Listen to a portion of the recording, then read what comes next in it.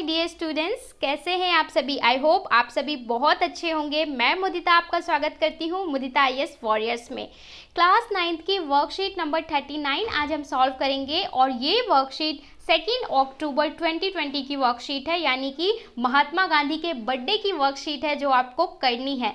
ठीक है, तो आपको महात्मा गांधी के बारे में कोई एक इम्पॉर्टेंट बात बतानी है कमेंट बॉक्स में। चलिए देखते हैं आज हमें क्या पढ़ना है। हमें पढ़ना है बल तथा गति के नियम, जो हमारा चैप्टर चल रहा था। इसमें भी हमें टॉपिक पढ़ना है गति का पहला नियम। मैंने आपको बताया था गति के 3 नियम होते हैं जो न्यूटन साहब ने हमें दिए हैं, जिसमें से आज हम पहला नियम पढ़ रहे हैं, फिर आगे सेकंड नियम और दूसरा और तीसरा नियम भी पढ़ेंगे। तो ज्ञान आ गए हैं अपने क्वेश्चंस का पिटारा लेके और जिज्ञासा आ गई हैं अपने आंसर्स का बॉक्स लेके। तो देखते हैं आज वो क्या क्वेश्चन कर रहे हैं और उनके आंसर्स फिर सारे क्वेश्चंस भी सॉल्व करेंगे।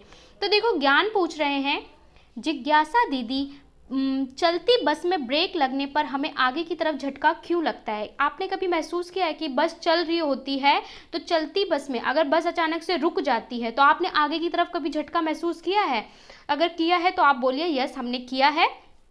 अब देखिए इसका रिप्लाई कैसे करेंगे। जिज्ञासा, ज्ञान, इसका उत्तर हमें न्यूटन के गति के पहले नियम से मिलता है। वो कह रही हैं आपके प्रश्न का उत्तर मैं दूंगी, लेकिन इसके उत्तर के साथ साथ मैं आपको न्यूटन का पहला नियम भी समझा दूंगी, यानी गति का जो पहला नियम है वो भी हम बताएंगे, क्योंकि इसी के आधार पर ये चीज होती है।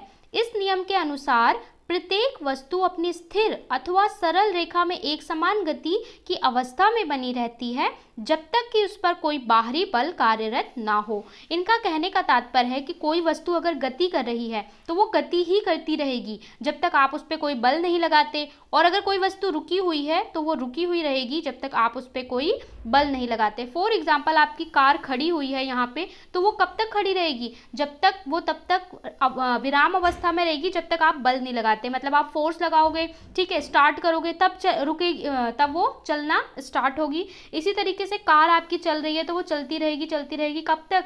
जब तक आप उस पर ब्रेक लगाकर उसको रोकते नहीं हैं। तो यही चीज ये बताना चाह रही हैं।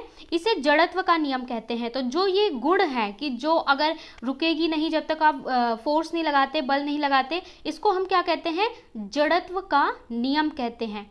किसी भी वस्तु का यह प्राकृतिक गुण जो उसकी विराम या गति की अवस्था में परिवर्तन का विरोध करता है वो जड़त्व कहलाता है। मतलब कोई वस्तु अगर चल रही है तो चलती रहेगी, रुकी हुई है तो रुकी रहेगी जब तक उस पर आप बल नहीं लगाते, और जब आप बल लगाते हो तो वो जिस अवस्था में थी उसी में आने की कोशिश करती है। इसको हम क्या कहते हैं? जड़त्व कहते हैं और जड़त्व का नियम कहते हैं। अब आगे ये बोल रही है, चलती बस में सभी कुछ गतिशील अवस्था में होता है। मान लीजिए आपकी जो एक बस है, ठीक है, ये बस है। अब बस में क्या है, जब बस चल रही है तो इसमें जितने भी लोग बैठे हैं सब कुछ क्या है? सब लोग मोशन में हैं। जितने लोग बैठे हैं, ड्राइवर, सब कुछ क्या है? गतिशील है। लेकिन अचानक ब्रेक लगाने पर बस तो रुक जाती है। जब ब्रेक लगता है तो बस आपकी रुक गई, लेकिन हमारे शरीर का ऊपरी भाग जो बस के साथ गतिशील था वो बस के ब्रेक लगने पर भी बल की दिशा में क्षण भर के लिए गतिशील रहता है। अब देखिए, जो आपका ये बॉडी है, एक इंसान है, तो ये कह रही हैं कि जब आपकी बस चल रही है तो जैसे ही ब्रेक लगता है तो आपका शरीर का जो ऊपरी भाग है वो क्या होता है? बस के साथ अभी भी जैसे ही ब्रेक लगता है तो क्या होता है? जो निचला भाग है, ब्रेक लगते ही आपका निचला भाग बस के कांटेक्ट में है तो वो रुक जाता है, ठीक है। लेकिन जो आपका ऊपरी भाग है वो अभी भी उसी अवस्था में था, किसमें? गति की, तो वो आगे की तरफ इसलिए झटका खाता है। तो वो वही कह रही हैं, लेकिन हमारे शरीर का ऊपरी भाग बस के साथ गतिशील रहता है ब्रेक लगने पर बस की दिशा में क्षण भर के लिए, जिसकी वजह से हमें आगे की तरफ झटका लगता है। इसी प्रकार जब रुकी हुई बस अचानक से चल पड़ती है, अब एक बस है जो रुकी हुई है और अचानक से चल पड़ी, सभी सवारियों को पीछे की तरफ झटका महसूस होता है। सभी सवारियों को पीछे की तरफ झटका क्यों महसूस होगा? अब क्या होगा, जब बस चल पड़ेगी तब क्या होगा? तो आपका जो बॉडी का निचला हिस्सा है वो गति में आ जाएगा, लेकिन शरीर का जो ऊपरी हिस्सा है वो अभी भी क्या रहेगा? विराम अवस्था में रहेगा। तो जैसे ही बस चलेगी तो आप थोड़ा सा पीछे की तरफ झटका महसूस करते हैं। यहाँ बस तो अचानक गतिशील हो गई, लेकिन सवारियों के शरीर क्षण भर के लिए विराम अवस्था में रहे। तो ये आपने महसूस किया होगा कभी ना कभी कि बस अचानक से चल पड़ती है या अचानक से रुक पड़ती है, तो कभी आप पीछे की तरफ झटका खाते हैं, कभी आप आगे की तरफ झटका खाते हैं। अच्छा, किस किसने इस चीज़ को महसूस किया है? ज़रूरी नहीं है बस आप कार में बैठे होंगे, आप वैन में बैठे होंगे, आप बाइक पे बैठे होंगे, और ये आप सब किसी भी गाड़ी में आपने महसूस किया होगा। अगर आपने महसूस किया है तो आप लिखेंगे। क्या आपको पता था इसके पीछे भी साइंस है, इसके पीछे भी विज्ञान काम कर रहा है? तो जो विज्ञान है बहुत इंटरेस्टिंग सब्जेक्ट है, क्योंकि आपके आसपास जो भी चीज़ें हो रही हैं वो विज्ञान का ही असर है, विज्ञान ही है, सब कुछ विज्ञान है। इसके बाद जो जड़त्व है उसको थोड़ा सा और बताया हुआ है। प्रत्येक वस्तु अपनी गति की अवस्था में परिवर्तन का विरोध करती है, वह अपनी मूल अवस्था को बनाए रखना चाहती है। कि भैया जो अवस्था है, जो गाड़ी है हमारी रुकी हुई है, तो वो क्या चाहेगी कि मैं रुकी ही रही हूँ। जब हम उस पर बल लगाते हैं तो क्या होता है, वो थोड़ा सा तब जाके मोशन में आता है। इसी तरह जो चीज़ गति में है वो चाहती है कि मैं गति में ही रहूँ, जब हम उस पर बल लगाते हैं तो वो रुकती है। तो जो चीज़ जिस अवस्था में है वो उसी में बनी रहना चाहती है, तो इसको हम क्या बोलते हैं, जड़त्व कहते हैं। किसी वस्तु का द्रव्यमान उसके जड़त्व की माप है, यानी जिस वस्तु का द्रव्यमान जितना होगा उतना ज़्यादा ही उसका क्या होगा, उतना ज़्यादा उसका जड़त्व होगा। भारी वस्तु का जड़त्व उसकी वस्तु की तुलना में, हल्की वस्तु की तुलना में अधिक होगा, जिससे हिलाने से अधिक बल की आवश्यकता होगी। इनका कहने का तात्पर्य है कि एक वस्तु ये है, एक वस्तु ये है, तो जिसका भार, जिसका द्रव्यमान ज़्यादा होगा, ये ए है, ये बी है। देखिए आपको ये बड़ा दिख रहा है, इसका द्रव्यमान भी ज़्यादा है, तो जिसका द्रव्यमान ज़्यादा होगा उसका जड़त्व भी ज़्यादा होगा, क्योंकि इसको हिलाने के लिए आपको कम बल लगाना पड़ेगा और इसको हिलाने के लिए आपको ज़्यादा बल लगाना पड़ेगा।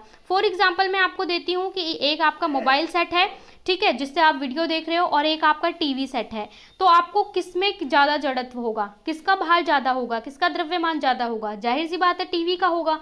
फ़ोन को आप हल्का सा पुश करोगे वो आगे बढ़ जाएगा, टीवी को आप ऐसे टच करो, क्या वो हिलेगी? नहीं, क्यों? तो टीवी का भार ज़्यादा है, द्रव्यमान ज़्यादा है, इसलिए जो टीवी का जड़त्व है वो भी ज़्यादा है। इसको हिलाने के लिए आपको ज़्यादा बल लगाना पड़ेगा और मोबाइल के लिए आपको कम बल लगाना पड़ेगा। अब आपको कुछ उदाहरण दिए हैं न्यूटन के गति के पहले नियम पर आधारित कुछ घटनाएं, जो न्यूटन के नियम पर आधारित हैं वो आपको यहाँ बताई हैं। पेड़ की शाखा को तीव्रता से हिलाने पर पत्तियों का झड़ना। अगर आपकी पेड़ की शाखा पकड़ के तेज से हिलाओ तो उसकी पत्तियां नीचे गिरेंगी। आपने क्या किया, उसको हिला दिया, तो क्या किया, उस पर आपने बल लगाया। दूसरा, गाड़ी की अवस्था में परिवर्तन से सवारियों का आगे पीछे झटका खाना। गाड़ी चल रही है, अचानक से रुक जाए, रुकी हुई अचानक से चल जाए तो आप झटका खाते हैं। ये भी क्या है, न्यूटन का पहला नियम है। न्यूटन कौन है? न्यूटन वैज्ञानिक हैं जिन्होंने ये हमें नियम दिए हैं। इसके बाद तीसरा बोला है, कालीन चादर को डंडे से पीटने पर धूल का अलग होना। तो क्या होता है, जब डंडे से आप पीटते हो तो सारे कण अलग होते हैं, यानी उस पर बल लगाते हो तो वो बाहर निकलते हैं। इसके बाद आपको बताया है यहाँ पे फिफ्थ, प्लेट में कप को रखने के लिए खांचा बनाना। ठीक है, रखने के लिए आप खांचा बनाते हो। इसके अलावा 5, मिस्त्री का हथौड़ी को उल्टा ठोकना इत्यादि। जब हथौड़ी को वो ठोकेगा उल्टा तो भी क्या होगा, नीचे की तरफ बल लगेगा। तो ये सारे क्या हैं, न्यूटन के पहले, गति के पहले नियम के कुछ घटनाएं हैं जो अपने आसपास देखते हो। इसके अलावा आपने देखा होगा कि आप कैरम खेलते हो तो वहाँ पे गोटियाँ होती हैं, वो गोटी तब तक स्थिर रहती है, तब तक विराम अवस्था में रहती है जब तक आप उस पर बल नहीं लगाते। बल लगाते हो तभी तो वो जाती है आगे। ठीक है, तो ये सारे उदाहरण किसके हैं, न्यूटन के पहले, गति के पहले नियम के हैं। अब देखते हैं कि आपको प्रश्न क्या दिए गए हैं। पहला प्रश्न दिया गया है, जड़त्व को परिभाषित कीजिए। परिभाषा लिखनी है। गति का पहला नियम उदाहरण सहित लिखिए। तीसरे में बोला है, किसी रुकी हुई बस में अचानक गति होने में उसमें क्या होगा। ठीक है, आप किधर झटका महसूस करेंगे। और चौथे में बोला है, निम्न में से किसका जड़त्व अधिक होगा, और यहाँ पे कुछ कुछ ऑप्शन दिए हैं। चलिए सॉल्यूशन देख लेते हैं फटाफट से। पहले प्रश्न में बोला है, जड़त्व को परिभाषित कीजिए। तो किसी भी वस्तु का वह प्राकृतिक गुण जो उसकी विराम या गति की अवस्था में परिवर्तन का विरोध करता है वो जड़त्व कहलाता है। यानी जो प्राकृतिक गुण होता है, जो कहता है कि भाई हम विराम में है तो विराम में रहेंगे और गति में है तो गति में रहेंगे, ये क्या होता है, जड़त्व। प्रश्न 2 में बोला है, गति का पहला नियम उदाहरण सहित लिखिए। तो आप बोलेंगे प्रत्येक पिंड तब तक अपनी विराम अवस्था में अथवा सरल रेखा में एक समान गति की अवस्था में रहता है जब तक कोई बाह्य बल उसे अन्यथा व्यवहार करने के लिए विवश नहीं करता। यानी जब तक असंतुलित बल उस पर नहीं लगाया जाता तब तक उसका अवस्था में परिवर्तन नहीं होता। उदाहरण, गाड़ी की अवस्था में परिवर्तन से सवारियों को आगे या पीछे झटका लगना। एक हमने उसका लिख दिया और उदाहरण भी दे दिया। तो ये आपका उत्तर 1 हो गया, उत्तर 2 हो गया। अगर आपको समझ में आता है तो बोल दिया करिए मैम हमें समझ में आ गया, और इसका स्क्रीनशॉट ले सकते हैं।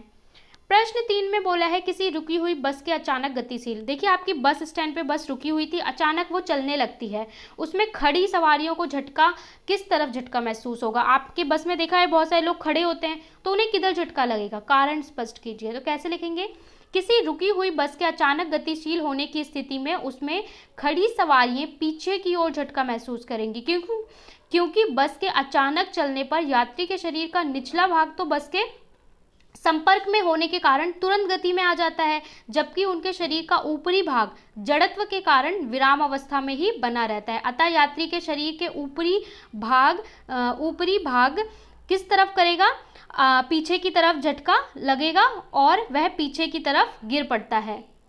ठीक है, तो वो पीछे की तरफ धक्का महसूस करेंगे और कई बार क्या होता है वो पीछे की ओर गिर भी पड़ते हैं, या गिर भी पड़ता है कौन, जो हमारे सवारी होते हैं। तो आपको वही लिखना है कि क्या होगा, अतः यात्री के शरीर का ऊपरी भाग की तरफ धक्का लगता है तथा वह पीछे की ओर गिर पड़ता है, जो हमारा यात्री है, या बहुत ज़्यादा अनबैलेंस हो जाता है। तो ये आपका उत्तर नंबर 3 है, इसका भी स्क्रीनशॉट ले सकते हैं।